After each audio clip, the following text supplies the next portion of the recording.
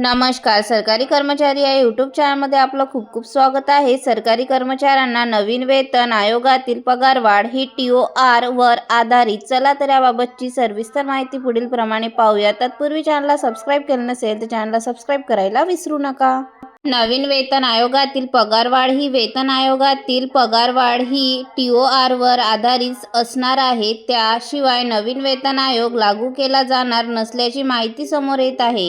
केंद्र सरकारने नवीन वेतन आयोग लागू करण्यास हिरवा कंदील दिला असला तरी प्रत्यक्ष नवीन वेतन आयोगाचे मुख्य कामास सुरुवात झाली नाही.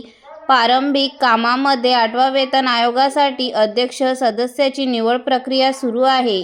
नवीन वेतन आयोगामध्ये देशातील लाखो कर्मचाऱ्यांचे पगार तसेच पेन्शनधारकांच्या पेन्शनमध्ये मोठी वाढ होणार आहे. यामुळे कर्मचाऱ्यांना सध्याच्या महागाईचा सहज सामना करता येणार आहे. नवीन वेतन आयोग न्यू पे कमिशन्स. नवीन वेतन आयोग हे TOR वर आधारित असणारा टर्म्स ऑफ रिफरन्स म्हणजे संदर्भ अटी होय. एक प्रकारचा सरकारी यंत्रणेतील महत्त्वपूर्ण दस्तऐवज असून वेतन आयोग समितीला नेमका कोणत्या विषयावर कार्य करायचे आहेत हे दर्शविते.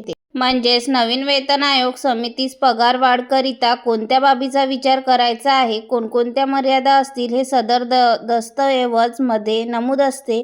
कर्मचारी बाजूचे सचिव श्री शिवगोपाल मिश्रा यांनी स्पष्ट केले आहे की केंद्रीय स्तरावरून नवीन वेतनाबाबत TOR ला लवकरच मंजुरी दिली जाणार आहे. सदर दस्तऐवजाच्या मंजुरीनंतर वेतन आयोगास अधिकृतपणे आपले काम करता येणार आहे. नवीन वेतन आयोग न्यू पे कमिशन. नवीन वेतन आयोग हे दिनांक 1 जानेवारी 2026 पासून लागू होणे अपेक्षित आहे. परंतु सध्याचे सरकारी यंत्रणेचे कामकाज पाहता नवीन वेतन लागू होण्यास ऑगस्ट 2026 पर्यंतचा कालावधी लागू शकतो.